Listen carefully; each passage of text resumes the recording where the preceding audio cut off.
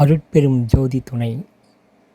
அன்பான சித்திகம் நேயர்கள் அனைவருக்கும் எனது வணக்கமும் வாழ்த்துக்களும். தாய்க்கு மேலானது இது, தாய்க்கு நிகரானது இது அப்படின்னு ஒரு கேள்வி. இன்றைக்கி நம்ம பார்க்க போகிறது பார்த்திங்கன்னா இரண்டே பொருள் பற்றி தான். இந்த இரண்டையும் நம்ம உணவில் சாப்பிட பழகிட்டோம்னா பல வியாதிகள்லேருந்து நம்ம தப்பிக்க முடியும்.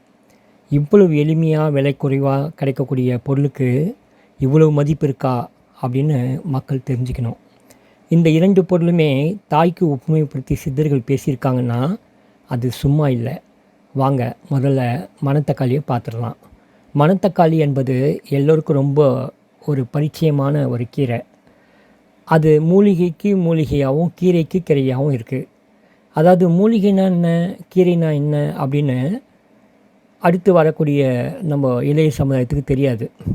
அவங்க புரிஞ்சுக்கணும். மூலிகை கீரை எல்லாமே ஒன்று தான், எல்லாமே செடிகள் தான். ஆனால் கொஞ்சம் வித்தியாசம் என்ன அப்படின்னா, மூலிகை நம்ம கீரை சமைக்கிற மாதிரி நிறைய போட்டு சமைக்க முடியாது. கொஞ்சமாக எடுத்துக்கணும், அளவாக சாப்பிட்ணும். அது கூட சில சீரகம், மிளகு, சுக்கு இந்த மாதிரி விஷயங்களை சேர்த்து நம்ம பயன்படுத்திக்கணும். அது சாப்பிடும்போது நம்ம உப்பு பற்றியும் இருக்கணும். உப்பு வேணும்னா உப்பு சாப்பிடக்கூடாது, காரம் வேணாம் அப்படின்னா காரம் சாப்பிடக்கூடாது. இந்த மாதிரி சில விஷயங்கள் நம்ம கவனித்து செய்யணும்.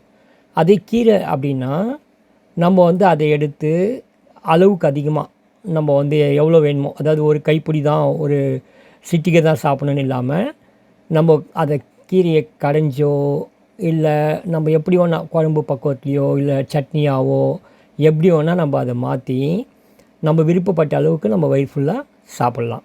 ஸோ இதுதான் கீரைக்கும் மூலிகைக்கும் உள்ள வித்தியாசம். சரி, ஓகே. இப்போ நம்ம உதாரணத்துக்கு சொல்லணும் அப்படின்னாக்கா வெள்ளை கற்றாழை அப்படின்றது ஒரு மூலிகையை நம்ம பார்க்கலாம். அதே இன்னொரு வகை கற்றாழையில் மஞ்சள் கற்றாழை, அதை நம்ம கீரையாக பயன்படுத்தலாம். மஞ்சள் கற்றாழையும் ஒரு மூலிகை மாதிரி நம்ம உடம்புக்கு பயன்படுத்து இருந்தாலும் மஞ்சள் கரிசலாங்கண்ணி எடுத்து நம்ம நல்லா சமையல் பண்ணி சாப்பிட்லாம். ஆனால் வெள்ளை கரிசலாங்கண்ணியை அந்த மாதிரி ரொம்ப சாப்பிட மாட்டாங்க. சரிங்களா? இது ஒரு விஷயம். அடுத்தது பார்த்திங்கன்னா மணத்தக்காளி எப்படி பயன்படுத்துகிறோம் அப்படின்னு பார்த்திங்கன்னா, நம்ம அதை ஒரு கீரையாக நம்ம பயன்படுத்திக்கலாம்.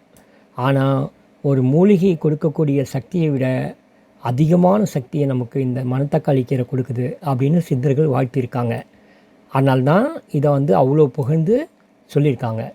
மணித்தக்காளி, மணத்தக்காளி, மிளகு தக்காளி அப்படின்னு பல பேரில் இந்த தக்காளி சொல்லுவாங்க.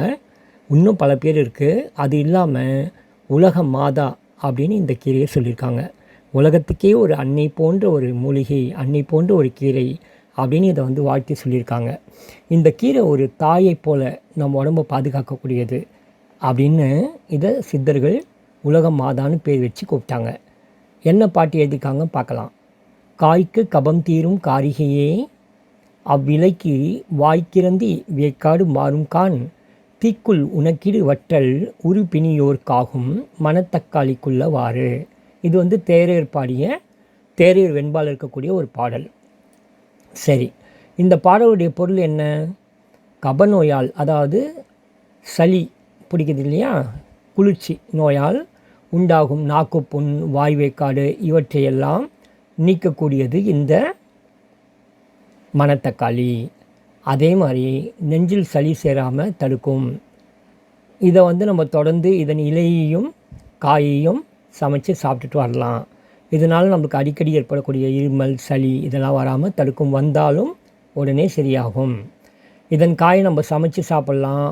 காய வச்சு வத்தலாக்கியும் நம்ம பொரித்து சாப்பிட்லாம், குழம்புல போட்டு சாப்பிட்லாம், நெய்யில் வறுத்து அப்படியே நம்ம ஒரு அப்பளம் எல்லாம் சாப்பிட்ற மாதிரி அதை சாப்பிட்லாம். வயசானவங்களுக்கும் நோயாளிகளுக்கும் மிக சிறந்த ஒரு உணவாக இந்த மணத்தக்காளி வத்தலை காலங்காலமாக மக்கள் பயன்படுத்திகிட்டு இருக்காங்க நம்ம தமிழகத்தில். சரிங்களா? எனவே தாய்க்கு நிகரான பொருள் என்று சித்தர்கள் இதை போட்டிருக்காங்கன்னா பாருங்கள். அடுத்து நம்ம கடுக்காய்க்கு போகலாம். இது தாயை விட மேலானது. அது மணத்தக்காளினா தாய்க்கு நிகரானது அப்படின்னு சொல்கிறாங்க. கடுக்காயை தாயை விட மேலானது அப்படின்னு சித்தர்கள் பாராட்டியிருக்காங்க. எப்படி? அந்த பாட்டை இப்போ பார்க்கலாம். கடுக்காயும் தாயும் கருதில் ஒன்றென்றாலும் கடுக்காய் அத்தாய்க்கும் அதிகம் காணீர், கடுக்காய் நோய் ஓட்டி உடல் தேற்றும் உற்ற அன்னையோ சுவைகள் ஊட்டி உடல் தேற்றும் உவந்து. இந்த பாடலுடைய அர்த்தம் என்னென்னா, கடுக்காய் தாய்க்கு சமமானது என்று சொன்னாலும் தாயானவள் குழந்தைக்கு முதலில் பாலூட்டி பிறகு அறுசுவை உணவு கொடுத்து உடலை வளர்ப்பாள். ஆனால் கடுக்காயானது உடலுக்கு சக்தியையும் கொடுத்து நோயையும் வராமல் தடுத்து ஆயுள் வரை நம்மை பாதுகாப்பதால் தாயை விட மேலானது கடுக்காய் என்று சித்தர்கள் பாராட்டியிருக்காங்க. கடுக்காய் உடைச்சி கொட்டையை நீக்கி எடுத்து வச்சுக்கணும். ஏன்னா கடுக்காய்க்கு அகம் நஞ்சு நம்ம நிறைய வீடியோவில் ஏற்கனவே பார்த்துருக்கோம். ஸோ இப்போ வந்து உணவு சாப்பிட்டு ஒரு மணி நேரம் கழித்து ஒரு சின்ன துண்டு கடுக்காய் தோலை நம்ம வாயில் போட்டு மென்று சாப்பிட்டுட்டு வந்தோம்னா பல நோய்கள் வராமல் நம்ம உடம்பை காப்பாற்றும். கடுக்காய் வந்து பல விதத்தில் நம்ம பயன்படுத்தலாம். கடுக்காய் தூள் பண்ணி வச்சுட்டு தேனோடு சாப்பிட்லாம், உருக்கிய பசு நெய்யோடு சாப்பிட்லாம், வெந்நீரில் கலந்து சாப்பிட்லாம், கஷாயமாக சுண்ட வச்சு பருகலாம், அப்படியே மென்று சாப்பிட்லாம்.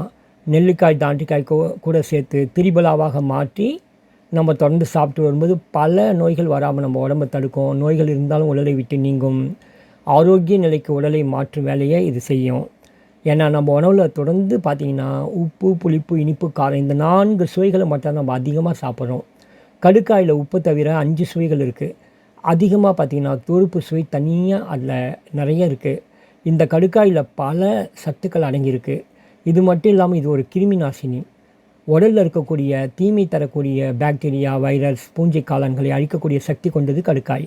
எனவே இந்த 2 பொருள்களையும், அதாவது மணத்தக்காளியையும் கடுக்காயையும் நம்ம தேவைப்பட்டால் சாப்பிட்டுக்கலான்னு அப்படி விட்டுறாமல் நம்ம அதை விரும்பி வேண்டி நம்ம வாங்கிட்டு வந்து இல்லை வீட்லேயே நம்ம வந்து மணத்தக்காளியை வளர்க்கலாம். அதே மாதிரி கடுக்காயை மட்டும் நம்ம கடைகளில் போய் வாங்கிட்டு வரலாம். பச்சை கடுக்காயும் உபயோகப்படுத்தலாம். பச்சை கடுக்காய் கிடைக்காதவர்கள் காஞ்ச கடுக்காயை வந்து பச்சை கடுக்காயாக மாற்றக்கூடிய வழிமுறைகளை செஞ்சு பயன்படுத்தலாம். இல்லை காஞ்ச கடுக்காயை கூட நம்ம அப்படியே உடைச்சிட்டு கொட்டையை நீக்கிட்டு தூள் பண்ணியும் பயன்படுத்திக்கலாம். இல்லை அப்படியேவும் நம்ம வந்து பல விதங்களில் அதை உருமாற்றி நான் ஏற்கனவே மேலே சொன்ன மாதிரி தேன்லேயோ நெய்லேயோ எப்படி வேணால் நீங்கள் சாப்பிடுங்க. சாப்பிடும்போது நம்ம உடம்புக்கு சக்தியை கண்டிப்பாக கொடுக்கும், ஆரோக்கியத்தை கொடுக்கும், நீண்ட ஆயுளை கொடுக்கும்.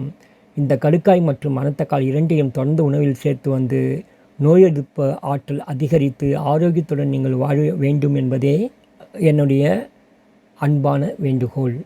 வாழ்க அருளுடன். வணக்கம்.